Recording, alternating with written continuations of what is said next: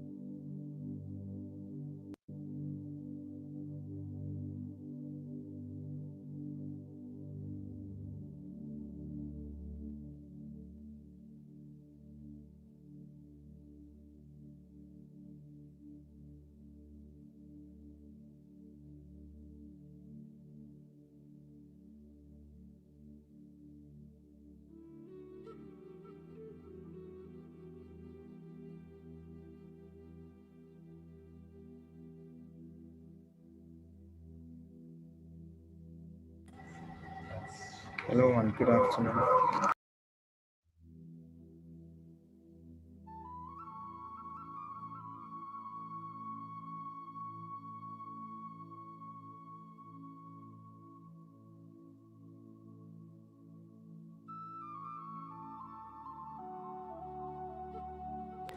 Hello and good afternoon to you.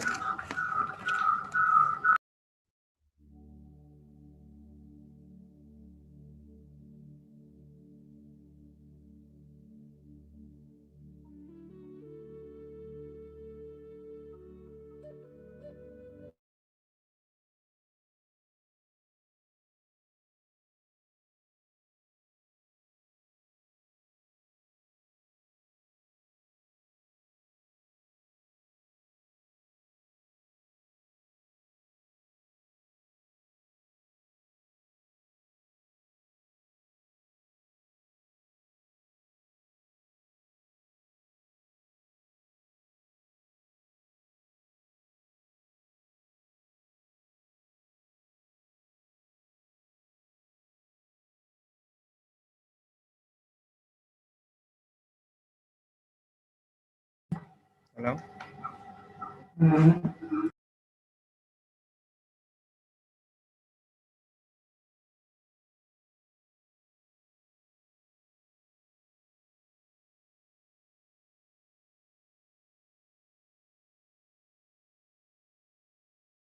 Hello, ladies and gentlemen.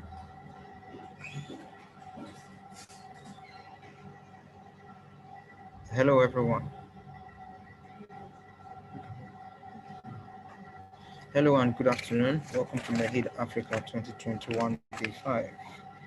Uh, I'd like to welcome every participant back again from our 1 hour break.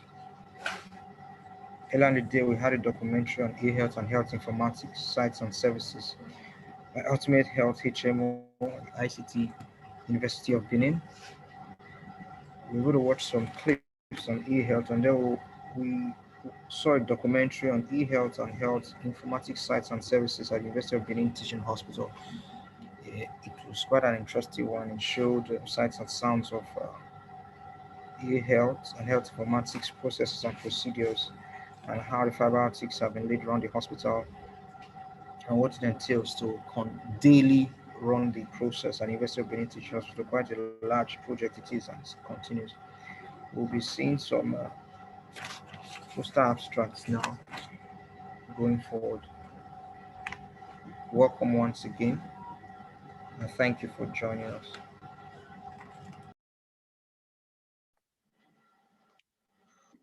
Thank you very much, Ehije, for your intro. Once more, greetings. We're going into a very important session in which we're going to share some lessons with you on e-health and health informatics. This afternoon, we want to look at some infographics, and we also look at some posters that will give us some insight into possibilities in health informatics, especially when it comes to presentations during conferences.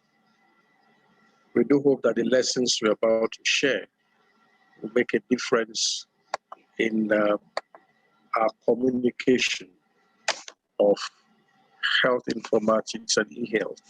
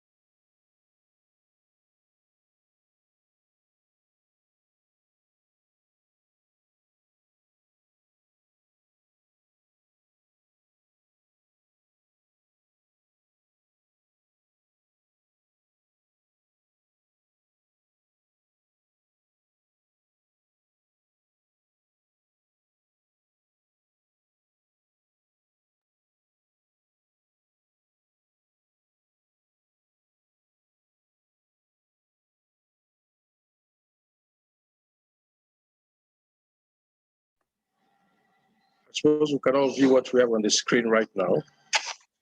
I'm going to briefly share this poster. The purpose of sharing this is first to share some lessons on some current trends in e-health and health informatics. Secondly, sharing this poster hopefully empowers our participants to be able to do likewise in future conferences, including this conference, MEHID-Africa. We're looking forward to MEHID-Africa 2022 already. So we hope that we'll be able to learn from this. Notice that the presenters of this poster indicated their institution, and that's the usual thing. Technische Universität Dresden. Of course, that's not from an English-speaking country, and there is Care for Saxony. It's a junior research group that's called Care for Saxony, and the topic of their presentation was towards a unified understanding of e-health and related terms, proposal for a consolidated terminological basis. The names of the authors are indicated: Lena Otto, Lorenz Hartz, Hannes Skleiter, Bastian Uhlschläger, Bergie Richter, Patrick Timpel. They're all from the university we indicated, and that university is in Germany.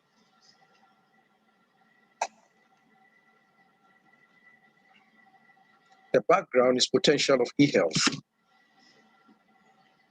And the core issues they are drawing attention to are the following. One, increasing digitization in healthcare and rise of concepts like e-health and telemedicine.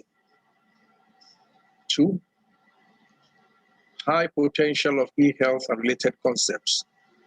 For example, telemedicine and telehealth to improve healthcare. Three, inconsistent use of connected terms, resulting in deficient communication, impeding the adaptation.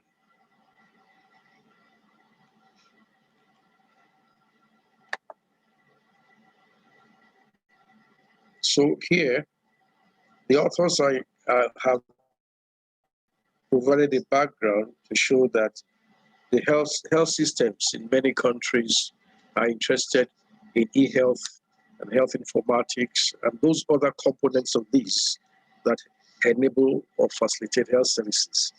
But they're also concerned that there is inconsistent use of the terminologies. So what were their aims and what method are they putting forward? Well, they're using the review of the literature, and they're presenting a consolidated view of terms and their relations as an ontology to facilitate communication. So in their literature study, they went ahead to identify relevant definitions. And secondly, they did an introduction and explanation of all terms to achieve broad understanding. And thirdly, they derived relations. You would notice here that the authors are junior. They are a junior research group. So this should inspire our medical students, nursing students, medical laboratory science students, and as many people as possible to identify with this kind of work and challenge themselves to do similar things. I want us to look carefully at the chart shown.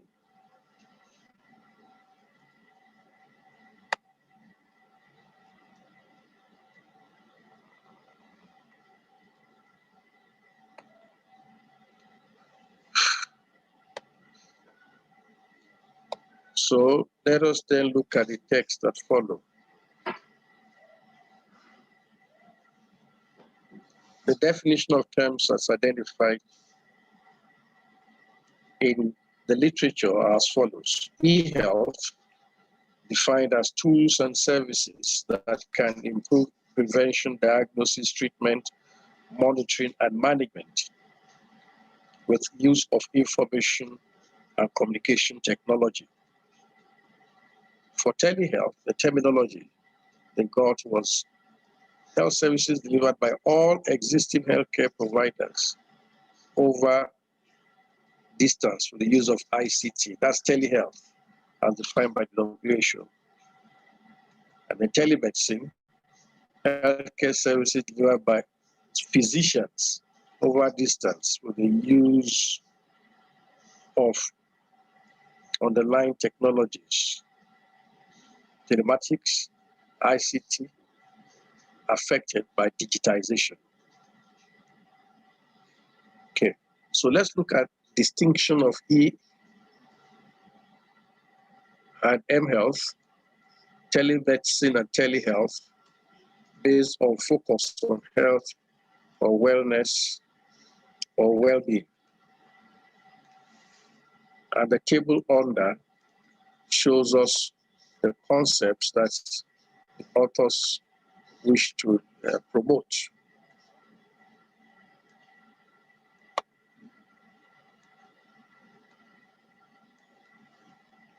We'll notice here that the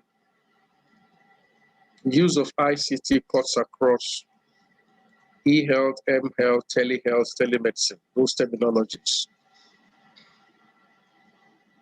But talking about cutting across distances, mHealth, telehealth, and telemedicine all fulfill the criteria. But because e-health is a much broader terminology, it may or may not involve distance or long distances. So that means that those components of e-health that do not require going across distances are the ones putting exception to e-health going across distances. So some forms of e-health require distant coverage. Others do not. That's why we have the indication in brackets there. Secondly, or be next rather, we have mobile. E-health is mobile, mHealth is mobile, telehealth and telemedicine may or may not be mobile. What about health itself? Indications are given under e-health, telehealth, and telemedicine. For wellness and well-being, that is addressed by e-health, mHealth, and telehealth. But in patient-centered care or patient-centeredness, the focus has to do with e-health and mHealth. Those ones are more patient-centered in terms of usage. Professional-centered, e-health, telehealth, telemedicine. So we'll see that e-health more or less covers all the components of delineations examined by the authors of this poster. But they are not seeking to arrive at a universal consensus. So it's understandable if there are some limitations in the way they view these terms. Howsoever it may be, what is important here is to appreciate that terminologies are dynamic in e-health and health informatics, or what we now prefer to call digital health. So let us look at the ontology of terminologies as captured by these young writers. They envisage that digitization requires ICT. And in that construct, they also saw ICT as enabling telematics. Telematics enables the bridging of distance. Keep in mind that tele means distance. So any computation, any mathematical expression that brings about some kind of processing, or that's engaged in processing, uses the word matics. So uses the phrase, or shall we say the suffix, matics. So distance, matics, the metrics involved in distance, using that to reduce the gap between two or more locations. That's what telematics does here. Now, the technology behind it is the emphasis in this report. So, e-health itself depends on digitization, ICT, and telematics. What about mHealth? mHealth is a subclass or component of e-health. That's in the right part of the diagram. Telehealth is also a subclass or component of e-health. Telemedicine itself a component of e-health. But telemedicine contributes to healthcare model. And all the components of e-health, especially telehealth, m-health, all help to improve healthcare through e-health in this model.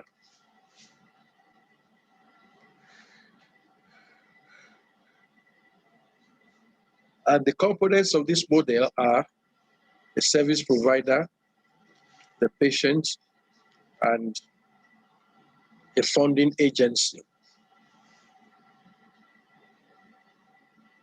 So these were the things that the authors captured from the literature. And their key message remains that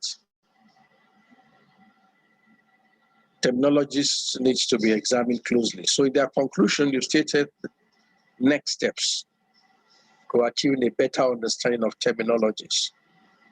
The first is to connect technologically focused ontology to real life. That is systematic review of terms. For example, care models with related participants.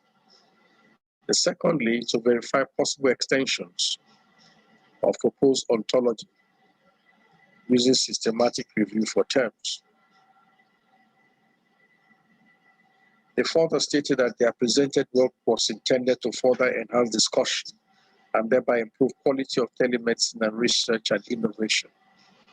So their key concern is about communicating using the appropriate terminology in a manner as to be understood by all participants and stakeholders in the industry, including the academia and the healthcare industry.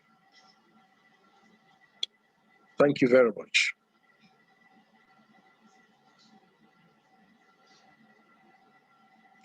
We expect that if there are comments, we'll be able to look at them, or if there are questions, we can examine them.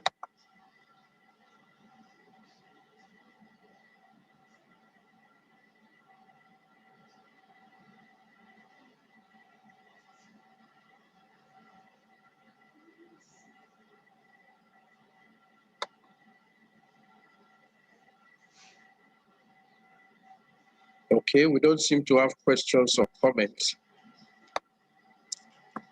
so we can move on. So this is not an attempt to assert a final word on terminologies, but to draw attention to the importance of doing so. Thank you.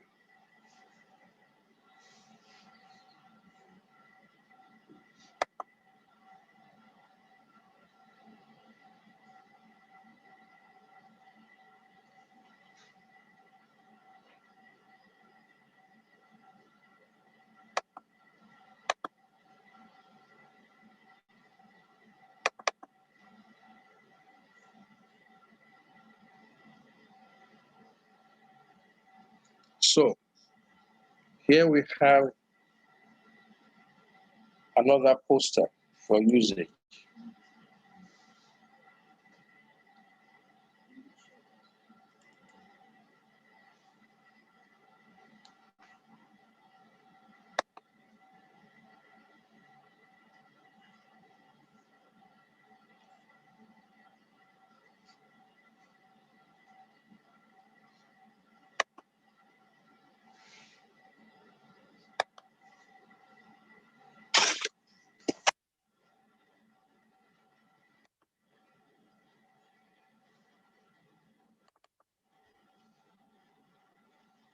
Okay, I suppose we can all see this.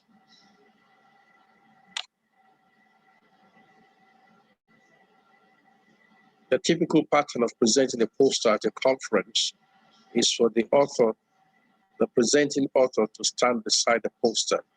So that's what we see in this example.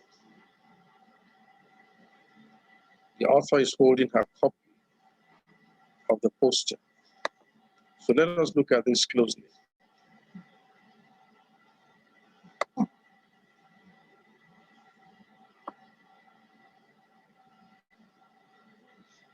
The poster is titled Development of Elderly Service System on the Basis of Big Data. Well, maybe we should quickly explain what we mean by big data. Not everyone may understand that. The simplest way we can put it across is this.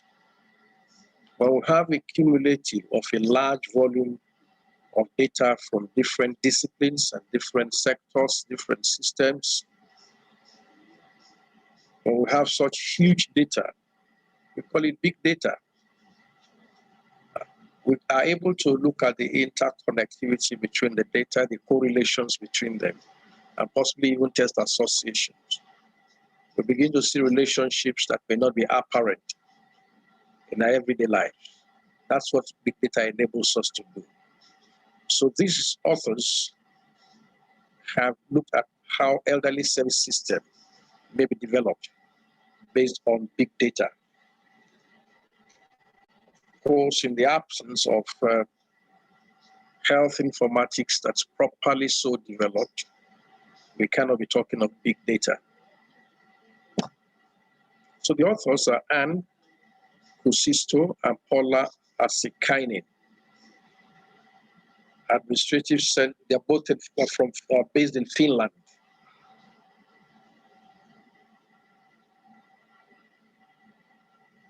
By introduction, they have said that the older population is growing dramatically, so there's a need to develop an integrated service system for the elderly.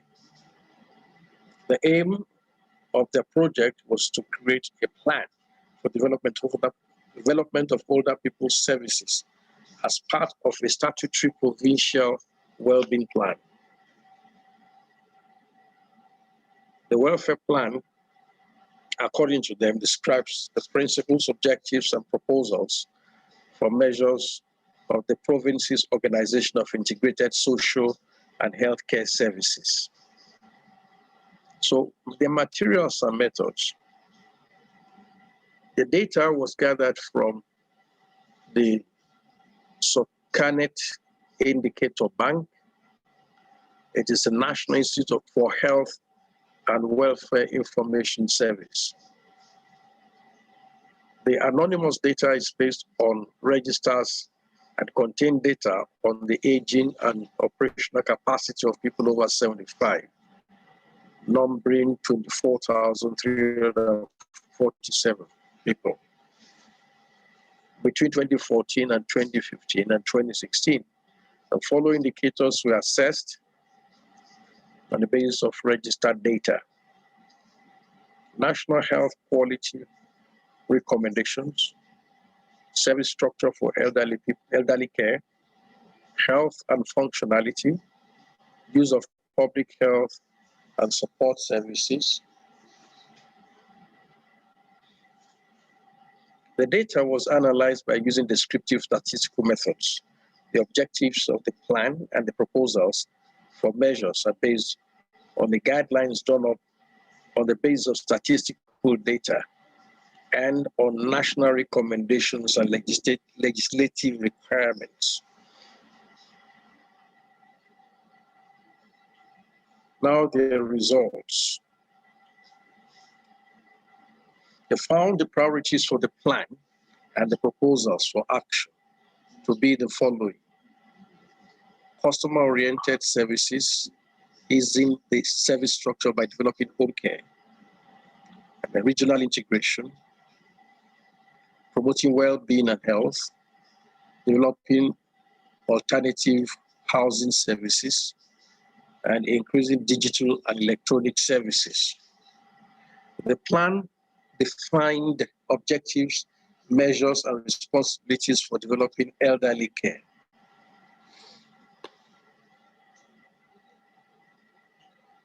Now, in their discussion, they highlighted the point that registered data can be used to monitor the development of the elderly service. There is an urgent need to develop information management in older people's services, harmonizing and automatizing statistical and reporting practices. Now, let me make one or two quick comments here for ease of understanding of our participants. These authors' concerns have been that there was not a clearly defined set of priorities that could be put together in elderly service system for the community of interest. So they set out to look at what was available in the indicator bank in different service systems. They looked at registers and looked at aging and operational capacity for people 75 years old and above, or for people over 75 years. They look at indicators such as national quality recommendations, service structure, and so on and so forth. So eventually they came out with their recommendations. Now the data, if you look at the results section, gives us an opportunity to see what they did. However, we know that this is not very clear. So I'm going to show us a clearer version of this. Their poster was published, and we're able to demonstrate the PDF version so we can look at this diagram better.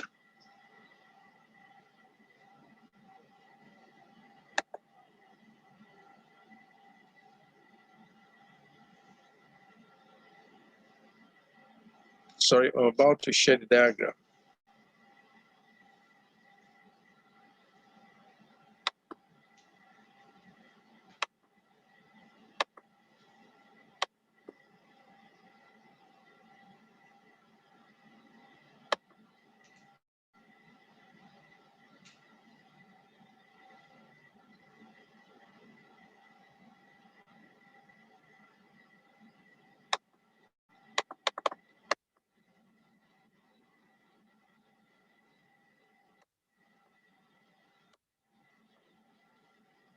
Sorry, just a minute. I want to provide a clearer version of the diagram.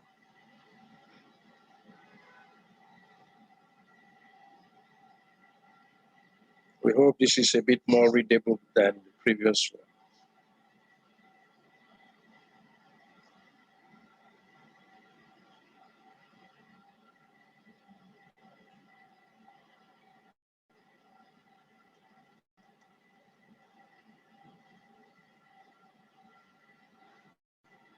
Okay.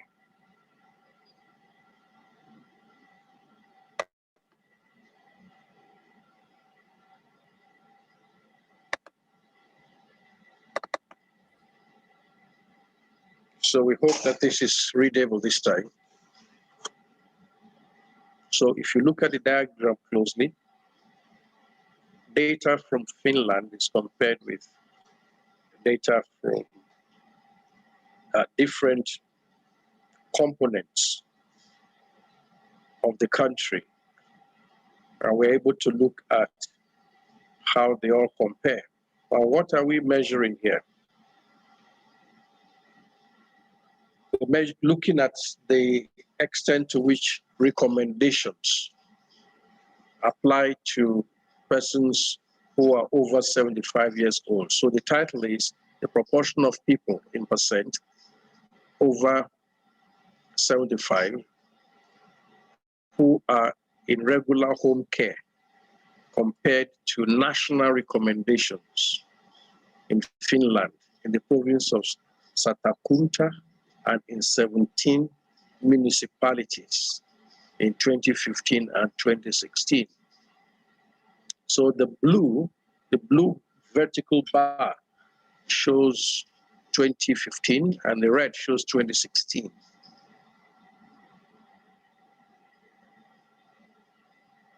So you can see there the recommendations in Finland compared to recommendations in Satakunta, followed by recommendations in 17 municipalities. You can see how high recommendations are at the top part of the diagram. in the range 13 to 14%, roughly speaking, which is what the authors have called national quality of recommendation, 13 to 14%.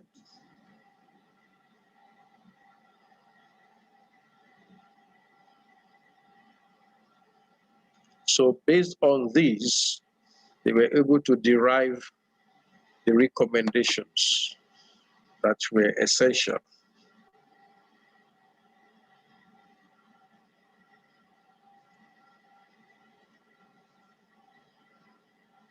Which we showed you on the poster itself earlier on. But it's okay, we are not able to demonstrate on this PDF, but it is definitely on the poster, and we're able to demonstrate that moments ago. Just to show us again,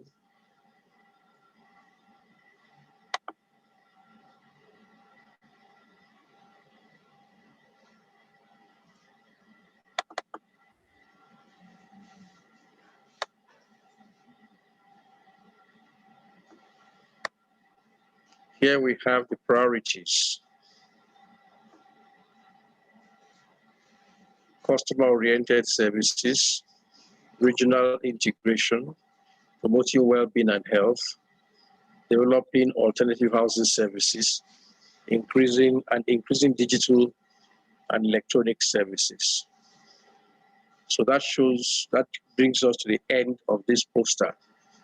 And I hope that we're able to appreciate the kind of literature and the handling of it in order to help to support health systems. The key lessons to learn here, just to highlight again, are that with proper health informatics in place, there is access to big data. Secondly, that such big data can help to inform the way health services are constructed. We can use big data to identify priority health services for the general population and for specific segments of the population, as illustrated by these authors for persons who are 75 years old and above. Thank you very much for listening.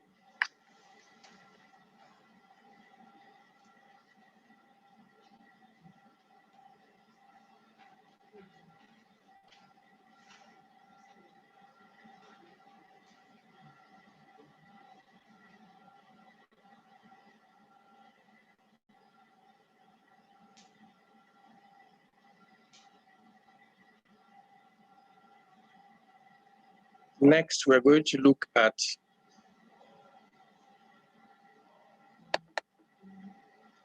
online diabetes forums.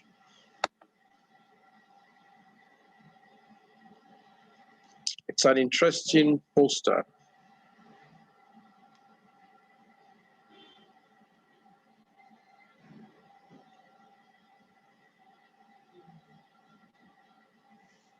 that will share in order to illustrate how diabetes forums can differ. We do not have diabetes forums commonly in this part of the world, but it's important for us to think widely and begin to adopt these approaches. And carefully, as we develop them, as we transit from its roughly 0 point, we can begin to transit to larger perspectives.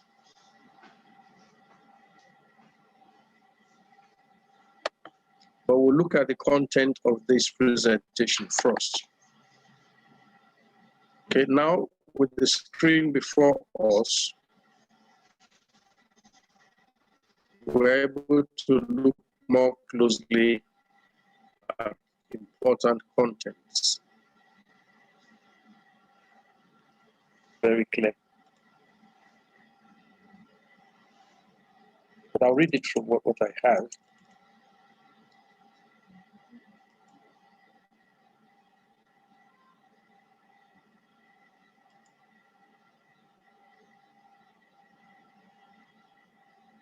The summary here is this. The authors have carefully selected different types of diabetic fora in order to compare dedicated sites and multi-community portals. A dedicated site refers to a site that has a strict focus on diabetes, whereas multi-community portals tend to dilute focus on diabetes. So the authors wish to know the difference. We can apply such an approach to different kinds of services. For example, we want to compare private hospital care with public hospital care. We want to compare one type of community with another community. So such large group comparisons can take place. I'm sorry that this is not clear. It did not meet the requirements that we had supposed. But let me quickly run to the conclusion so that we can appreciate the key lessons here. First, that it is not easy to establish profile types for diabetes forums, meaning that it is not easy to develop specific descriptions for different types of in-care groups. So if you have a disease of interest, such as HIV or diabetes or hypertension or bronchial asthma or any form of disease where people choose to have their own forum, including behavior-related illnesses, it is good to have profiles for them. But even so, in terms of operation, it is not always easy. That's the same as the diabetes forum here and the one that is multi-community informed. So the next thing the authors drew attention to was that one possibility would be the economic profile. It is possible to use your study given the available data or the data that you have extracted from institutions and other sources to determine the difference between the economic status of one and different from the economic status of another. Dedicated forum sites tend to be not for profit and are necessarily smaller because of the narrower subject matter. So because of the focus on diabetes, the number of people in each of such sites is small. And there are fewer resources, smaller resources than commercial portals. The multi-community portals tend to be commercial. However, it is difficult to demonstrate how this impacts on the quality of the forum. That one group is better resourced than another is not necessarily a measure of quality. Neither does it directly indicate quality. That's what the authors have said. Commercial portals are likely to accept advertising and to communicate on Twitter and Facebook than smaller dedicated sites. However, dedicated sites may also accept advertising to cover their costs, even if they are not for profit. That is what NFP means there. So on the whole, the authors recommend that all forum producers make available clear activity data about the number of messages, number of members, frequency of new messages, and so on and so forth, which are of interest to new users shopping for a forum. So there might be persons who want to join new fora, it's important to let such persons have access to information on the characteristics of a forum in order to make their choice. The reason why that is important in quality terms is that it becomes possible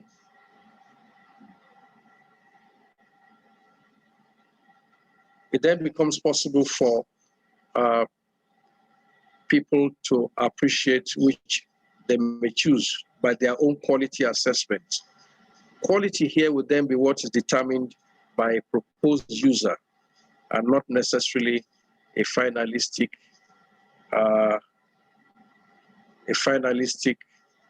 expression.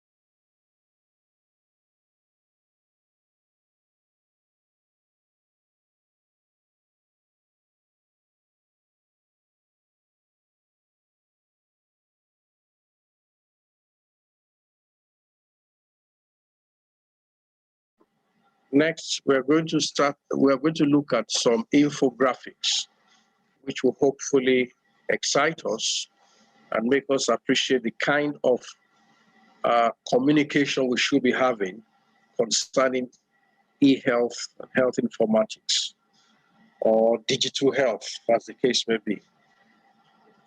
In this regard, our attention is strong on how we can use e-health and health informatics to drive health services and the kinds of communication that we should be engaging in. The World Health Organization has given some examples of these, and we hope we can find them useful.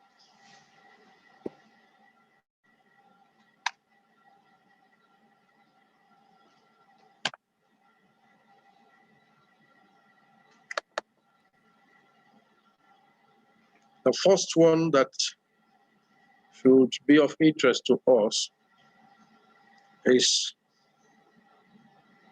what we now see on our screen. The message here is to design effective digital health solutions for young people. Young people should lead and make decisions at every stage. This is very important because there's a common assumption that young people don't know anything or they don't know enough. But truth is, as far as computers, modern telephones, cell phones, and such digital devices are concerned, young people will tend to be far more flexible and more at home with their handling and their use. Even when they don't own one, they tend to quickly pick up skills from those who own one. So a parent who owns a telephone, a cell phone, that has advanced facilities, applications that are on Android or some other operating systems, may not even be able to use some of the apps, whereas the child that doesn't have it is able to use them. Young people have very high level of uptake of skills in using digital technology. If we're therefore going to leverage on digital technology to plan and implement health services for young people, they must always be engaged in the process. Any form of technology or adaptations thereof that are intended to enable young people live better lives must carry young people along. And not only carry them along, must have the approval of the young people, must have the engagement, must include the engagement of young people. And beyond that, they should provide leadership, and they should be able to take decisions. They should be guided, no doubt, but the leadership and decision-making should be theirs at every point. That's the key message here.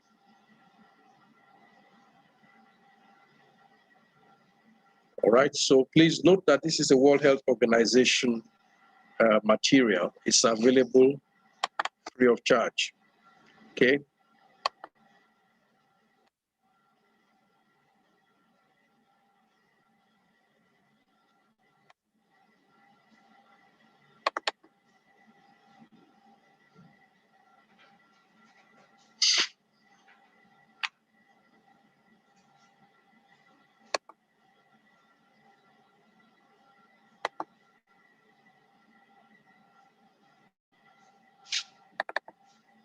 The next we are sharing is digital health investments. You recall that 2 days ago, we examined investments into digital health. We looked at a place of business models. But any business model for e-health, health informatics, or digital health must address the health needs of people.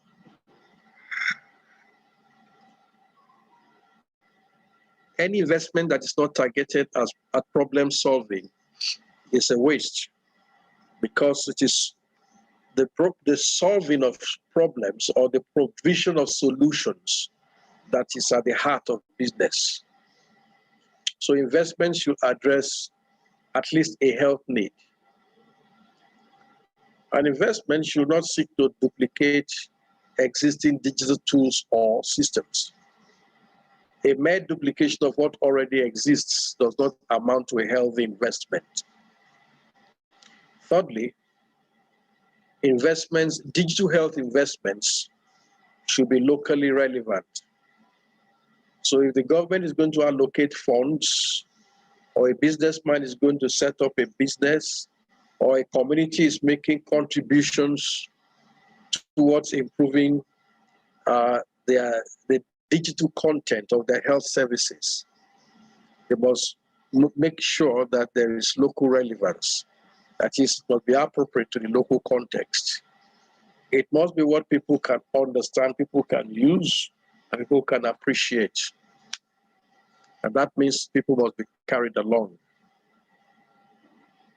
Fourthly, this model of digital health investments envisages that such an investment should account for long-term costs. And what that means is that it should be sustainable, and it should be able to envisage costs that will be spread over a long time, and it should not be something that will collapse within a short time. It must be justified based on the extent to which it can be replenished. So setting up digital health investments should not be something that should amount to a waste. It must be reasonable investment, and proper business planning is necessary for that to make sense. Thank you very much.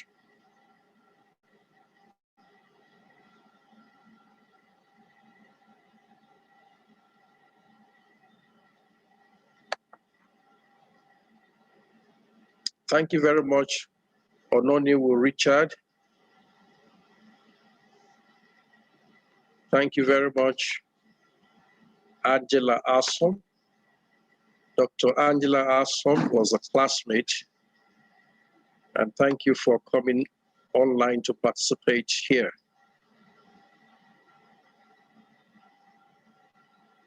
Angela Asom says, very nice presentation so far. Professor Adeleye. It is very encouraging to see all that has been achieved in UBTH and your foresight in engaging us all. Thank you for those pleasant remarks, Angela. Ononiwu Richard says, yes, young people are far more flexible in the use of ICT for health.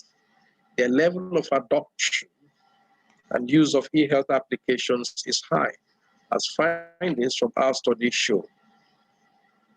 They have a lot of confidential health issues, which they prefer to discuss via digital platforms than person to person with health personnel. Thank you very much for those comments, Ononiwu Richard. We agree with you. So we have just finished our discussion on digital health investments. The next infographic we would like to look at comes up at once.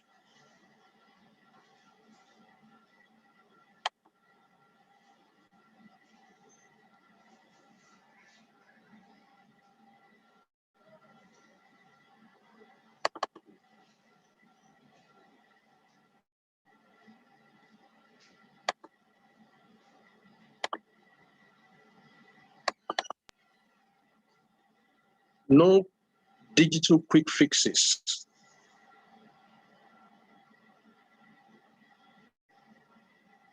There are no digital quick fixes for health. And the proper thing to do is to make a plan and invest wisely to support health system needs. No error or assumption should be made that once you digitize your health system or you automatize the systems, then something great is happening. Not necessarily. A proper health plan and proper health investment should never be set aside or expected to be replaced by a digital system. A digital system is not meant to replace hard work, proper planning, and proper investment.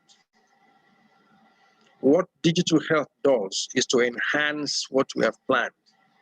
It is to provide speed, it's to channel investments, it's meant to support technical inputs, it's meant to provide data, it's meant to bridge the gap between the provider and the users. It's not meant to replace a properly developed health system.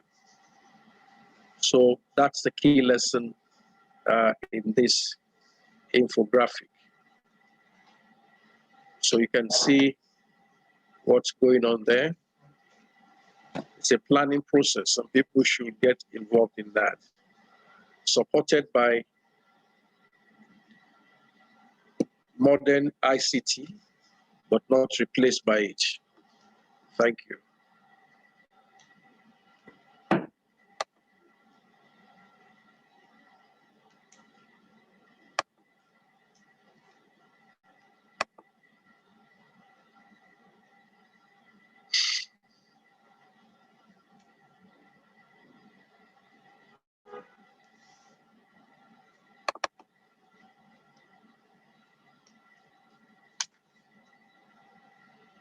So this again comes back to the issue of investments. Investments in health must always take into consideration the place of continuity of care.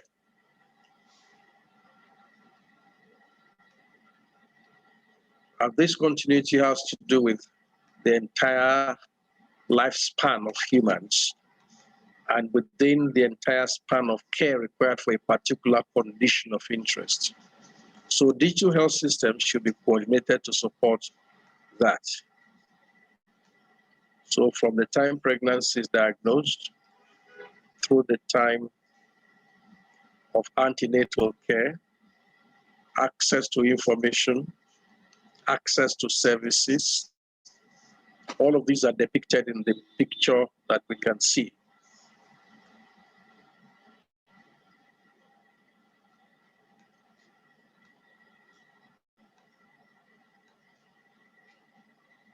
Okay, so finally, we shall be looking at another form or type of infographics as enabled or as provided by the World Health Organization.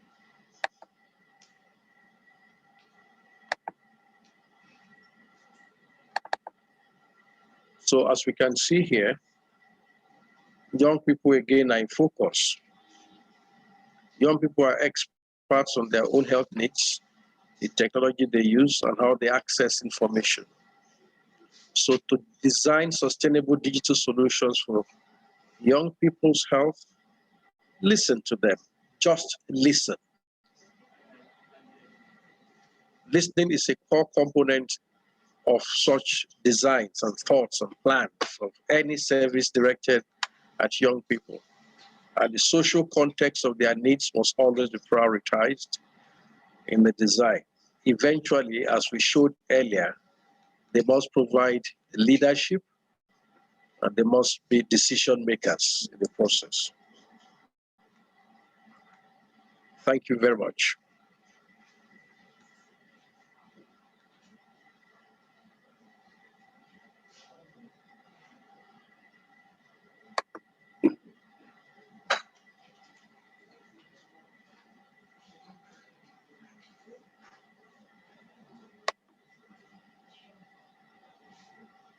Okay. All right. As things are now, we're happy to come to an end of all the presentations that we have. In this session, we have looked at a few posters, conference posters. We have also looked at some infographics enabled by the World Health Organization. We have shared important lessons from the issues of how to direct investments and how to prioritize the engagement of young people in their own health services, any G2 health service that's meant to, as directed at them. There was even a paper presented earlier on that emphasized how young people need to be empowered, especially because of their preferences for digital approaches to accessing and providing information. So thank you very much for being a part of this session.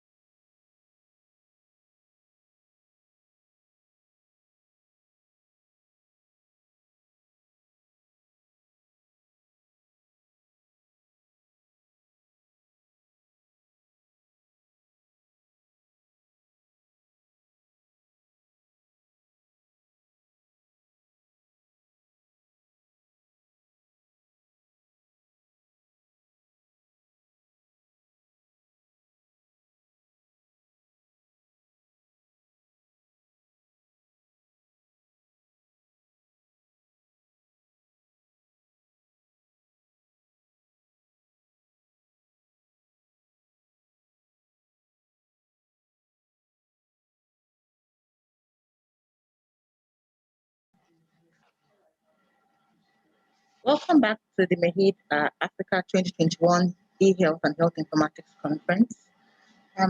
Today has been day 5 of this wonderful event. We've had several documentaries on e-health and health informatics.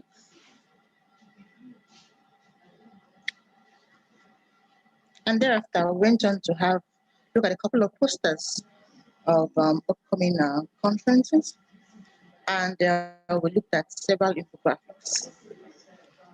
Following this event today, we have come to the end of today's activities. We hope that your participation in this conference today has yielded much fruit. We look forward to having you tomorrow. Be reminded that we have our readings for tomorrow's event sent to your emails, as well as links to log in tomorrow. Do well to share the link so that we can get your perspective on the conference so far. Also do well to assess today's activities online. And I'd like to give you a brief breakdown of what we're expecting tomorrow. Tomorrow, expect 2 wonderful presentations, the special project presentations, the eHealth Africa project by Evelyn Castle, as well as the Electronic National Health Insurance Scheme project by the head of ICT, Prince Nasir Karu. We thereafter went back on a couple of other e-health and health informatics projects currently ongoing. We look forward to having various networking platforms set up so that can expand this discourse even beyond the current conference that is ongoing. We look forward to having you tomorrow once again. Do have a wonderful night rest. We end today's activities with the anthem. Thank you very much and goodbye for now. Till tomorrow.